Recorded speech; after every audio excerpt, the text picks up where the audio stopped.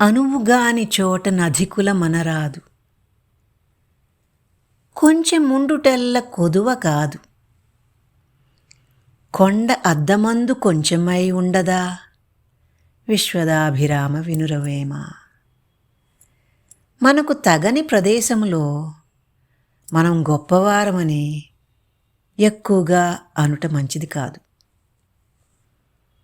మనకు గల గొప్పతనమును ఆధిక్యతను ప్రదర్శించకపోయినంత మాత్రాన మన ఔన్నత్యమునకు భంగము కలుగదు.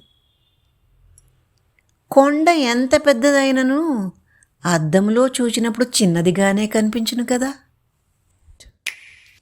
వేరు పురుగు చేరి వృక్షంబు జరచును, చీడ పురుగు చేరి చెట్టు చెరచు, కుత్సితుండు చేరి గుణవంతు చెరచురా, విశ్వదాభిరామ వినురవేమ.